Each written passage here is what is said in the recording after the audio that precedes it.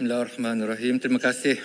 Terima kasih Tuan Yang di-Pertua. Terima kasih kerana memberikan peluang kepada Bacuk untuk mengambil bahagian dalam perbahasan Belanjawan 2025. Banyak input yang kita perolehi daripada perbahasan Yang Berhormat Ketua Pembangkang dan Yang Berhormat Ketua Backbenchers sebentar tadi.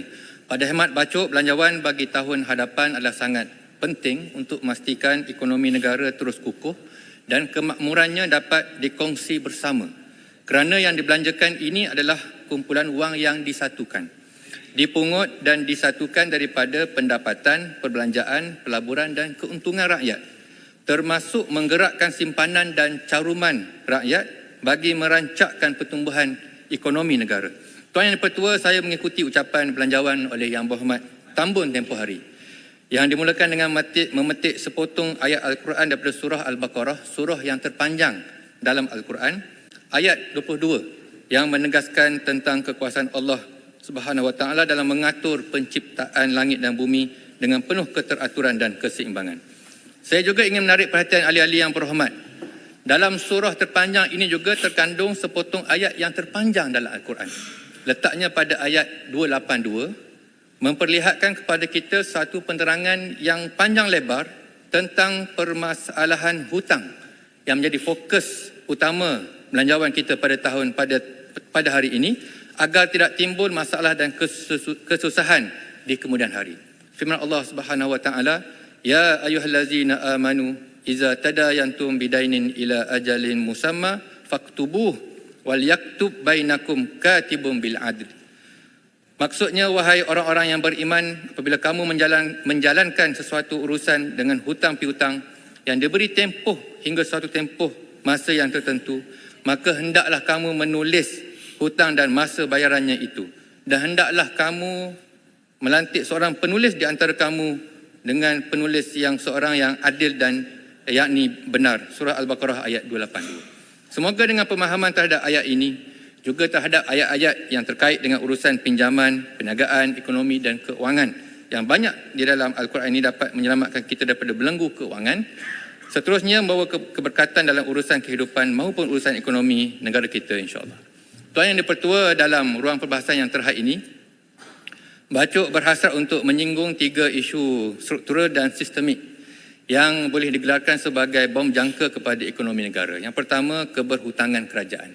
Yang kedua, keberhutangan generasi muda. Yang ketiga, isu pekerjaan di bawah kelayakan yang disentuh oleh Yang Berhormat Ketua Pembangkang sebentar tadi. Namun sebelum itu, izinkan Bacuk berkongsi pandangan terhadap tinjauan fiskal dan makroekonomi negara bagi tahun 2024-2025 dan hubung kait dengan kesejahteraan hidup rakyat sebagaimana yang disentuh oleh sahabat saya Paya Besar sebentar tadi. Tuan Yang di-Pertua, seperti dijangka, belanjawan 2025 berjumlah 421 bilion merupakan belanjawan terbesar dalam sejarah. Malah pertama kali peruntukan asal belanjawan melepasi paras 400 bilion. Pastinya membawa limpahan kepada ekonomi, juga tekanan kepada defisit dan juga hutang kerajaan. Cuma teringat saya akan nasihat orang tua-tua, besar periuk, besarlah keraknya. Peribahasa Melayu yang bermaksud kalau pendapatan besar, perbelanjaan pun besar, atau dalam kata bahasa sekarang ini, komitmen pun besar.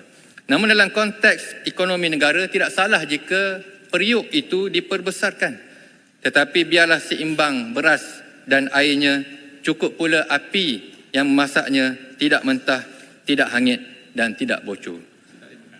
Dikacau dan ditanak dengan sekata oleh pihak kerajaan, pihak swasta supaya keraknya tidak tebal dan nasinya apabila dikongsi dapat dikongsi sama sedikit oleh semua yang menanti. Tuan Yang di-Pertua, berbalik kepada belanjawan 2025. Kelihatan teras utamanya adalah penguncupan subsidi dan perluasan cukai, bertujuan untuk meringankan beban kewangan kerajaan, meluaskan asas cukai bagi menampung perbelanjaan mengurus OE yang tinggi, RM335 bilion, nisbahnya hampir 98.8% berbanding hasil kerajaan RM339 bilion.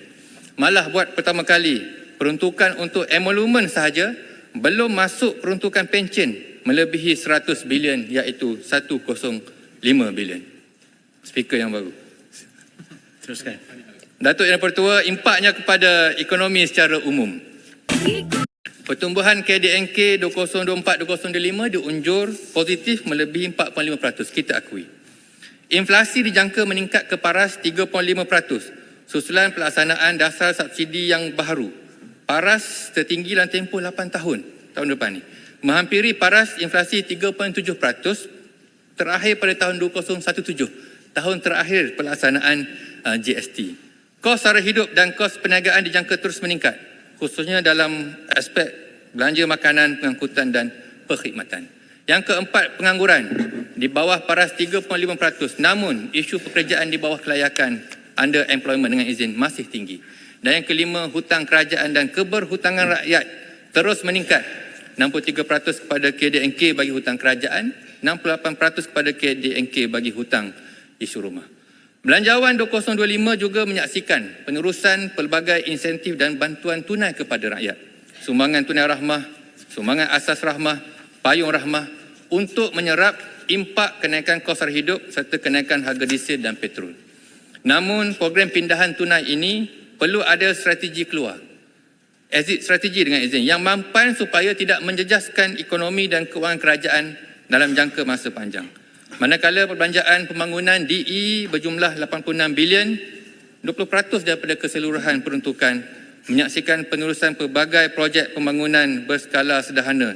Tiada projek mega baharu dan perlu dilaksanakan mengikut keutamaan negeri dan berimpak tinggi sebagaimana digariskan dalam RMK 12 dan RMK 13 yang bakal menyusul.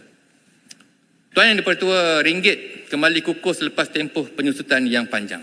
Menurut Bank Negara, pengukuhan positif ini didorong oleh perkembangan luaran susulan perubahan kadar faedah di negara maju khususnya Amerika Syarikat dan disokong oleh suatu tindakan terselaras iaitu penukaran atau penghantaran pulang pendapatan luar negara oleh pihak JLC, GLIC dan juga syarikat korporat. Dalam erti kata lain, dana pelaburan, tabungan dan caruman rakyat turut digerakkan untuk menampung pengukuhan ringgit dan bursa. Berapa jumlahnya, berapa nilainya tidaklah diketahui. Namun kuantumnya pasti amat signifikan dan sedikit sebanyak mungkin boleh menjejaskan prospek dividen kepada rakyat. Justru rakyat sebagai pencarum dan penabung, pemegang taruh utama kepada JLC dan JLIC ini berhak mendapatkan penjelasan dan keterusan dalam perkara ini. Selain aspek ekonomi yang dinyatakan, ini terpenting dalam sebuah belanjawan adalah peningkatan kesejahteraan hidup rakyat. Khususnya dalam aspek pencapaian pendidikan, kualiti penjagaan kesihatan serta keselamatan dan ketenteraman awam. Memandangkan mutakhir ini, Tuan Yang Pertua, tekanan hidup amat melonjak, insiden kebejahatan sosial amat melonjak, malah kita dipertayangkan dengan perlakuan jenayah di luar peri kemanusiaan.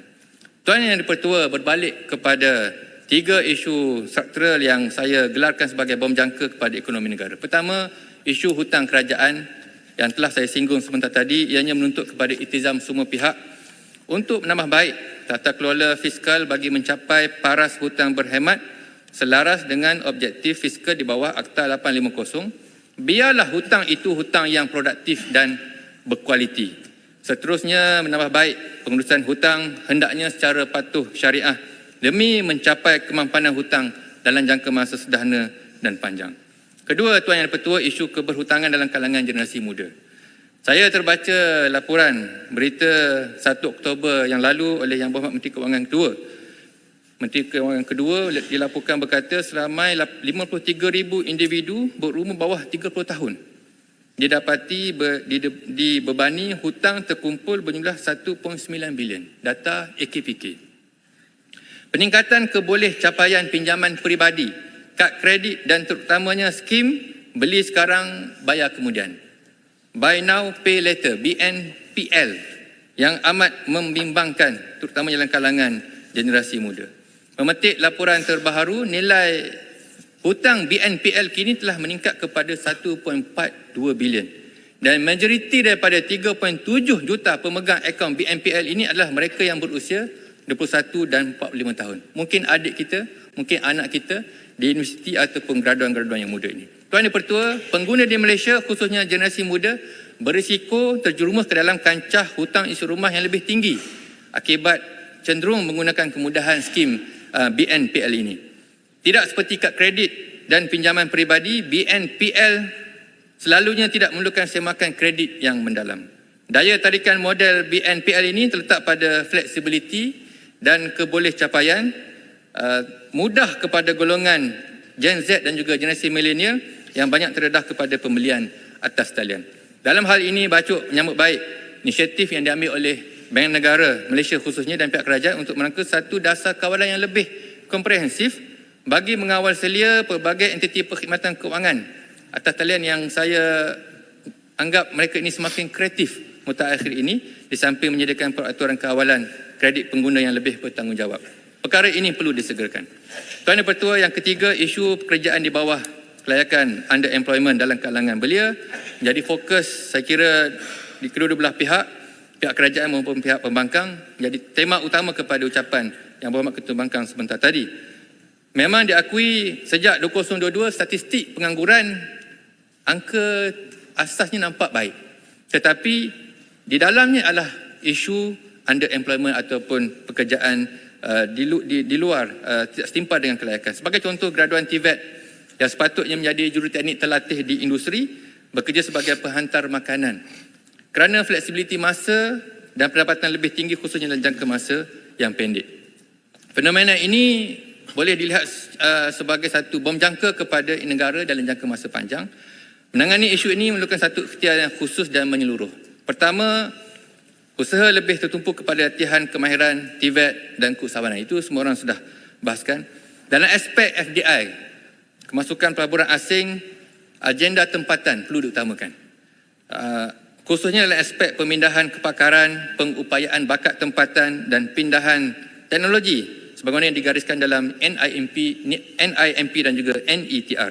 Dalam hal ini, Malaysia kita perlu menolak pelaburan asing yang tidak menggunakan sumber tempatan, tidak menggunakan pekerja tempatan, malah tidak munasabah untuk dibenarkan pengimportan mesin dan juga material oleh pihak pelabur, kerana ini boleh menjejaskan imbangan bayaran dan mengetepikan pengusaha tempatan. Tuan Yang Pertua, tidak sempurna kiranya isu Palestin tidak dibangkitkan dalam Dewan Yang Mulia ini. Mewakili sekalian warga Bacuk, solidariti kami terhadap perjuangan Palestin tidak pernah berbelah bahagi.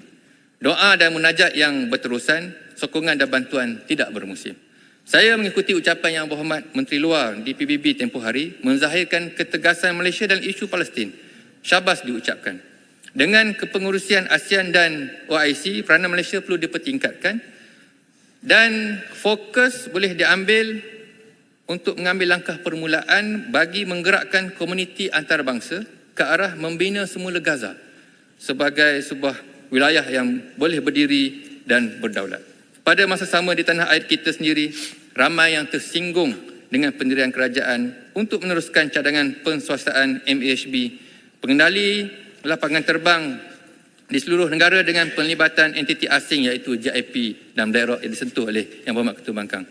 Sedangkan pada 1 Oktober 2024, JIP telah pun muktamad dimiliki 100% oleh BlackRock, pemodal Amerika Syarikat yang secara nyata terlibat secara langsung dalam genosid, jenayah perang, niat petat ke atas warga Palestin. Terdahulu pada 9 Ogos 2024, pihak MEFCOM, Suruhanjaya Penerbangan Malaysia telah mengeluarkan satu notis rundingan awam untuk mendapatkan maklum balas awam terhadap cadangan percantuman Gateway Development Alliance GDA berhubung cadangan penswastaan MAHB di bawah Seksyen 55 Akta Suruhanjaya Penerbangan Malaysia 2015. Dan untuk rekod, Bacuk turut mengambil bahagian dalam proses rundingan awam ini dan telah menyatakan secara bertulis kepada pihak MEFCOM melalui email bertarikh 22 Ogos 2024 bahawa tiada rasional strategik, tiada merit komersial dan tiada asas moral kepada Malaysia untuk berjabat tangan dan duduk semeja dengan penjenayah perang antarabangsa ini. Justru cadangan penswastaan MHB melibatkan usaha sama dengan JIP dan BlackRock hendaklah ditangguh dan dihentikan. Tuan Yang Pertua, sebelum berakhir, saya mewakili sekalian warga Bacuk ingin merakamkan setinggi penghargaan kepada Yang Amat Berhormat Timbalan pada Menteri Kedua, Petra Jaya, yang sudi bertandang ke Bacuk pada 11 Oktober yang lalu bagi menyaksikan majlis penyerahan siapnya projek hospital Bacok di antara pihak KKR dan juga KKM. Sesungguhnya pembinaan hospital Bacok ini amatlah dinantikan. Dan untuk rekod saya rujuklah handset Parlimen untuk makluman Datuk Yang Pertua. Tahun 1959, ahli Parlimen yang pertama, Bacok, almarhum Profesor Zulkifli Mahamat, pernah membangkitkan persoalan ini, meminta pihak kerajaan untuk dibina sebuah hospital di Bacok. Ketika itu populasinya sekitar 40 ke 45 ribu. 59. Ahli Parlimen yang pertama. Alhamdulillah saya mengucapkan terima kasih dan pastinya pembinaan hospital ini amat dinantikan dan memberikan kelegaan kepada lebih 160 ribu penduduk Bacok, jajahan Bacok pada hari ini untuk mendapatkan rawatan dan penjagaan kesihatan dengan lebih sempurna. Sedikit masa lagi, Tuan Pertua, sekalung penghargaan dan terima kasih diucapkan kepada agensi pelaksana Persekutuan dan Negeri, khususnya ICU, KKR, KKM dan juga UPEN, pasukan projek dan semua pihak yang terlibat sejak awal perancangan sehinggalah siap fasiliti kesihatan yang penting ini. Di samping itu kepada Yang Berhormat Menteri Pertanian, teruskan bantuan dan sokongan kepada nelayan, petani dan pengusaha lembu hybrid di Sado yang menjadi kegemaran Yang Berhormat Menteri Pertanian.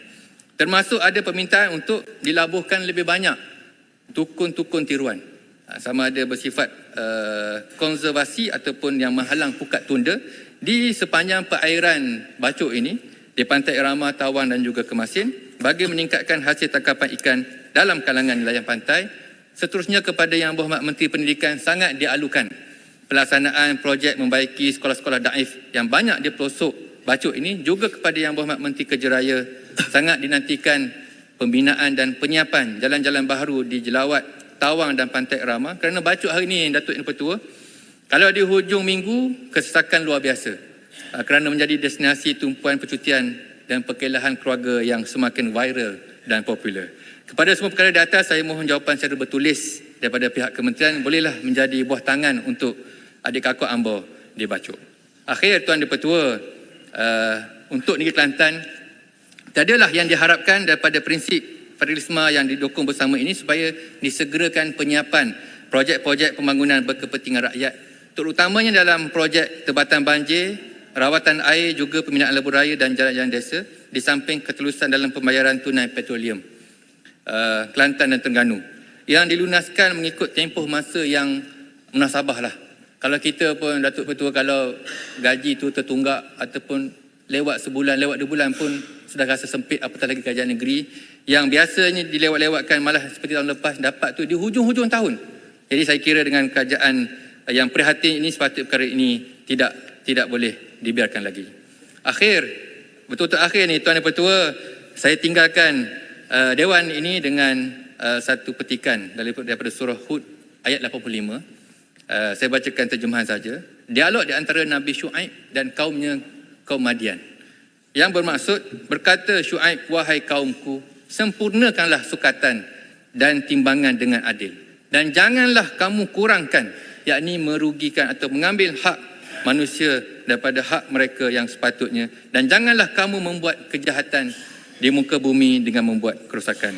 Surah Hud ayat 85. Semoga ada kebaikan dan manfaatnya. Terima kasih Datuk Yang Pertua yang sangat budiman, sahabat saya. Terima kasih. Terima kasih.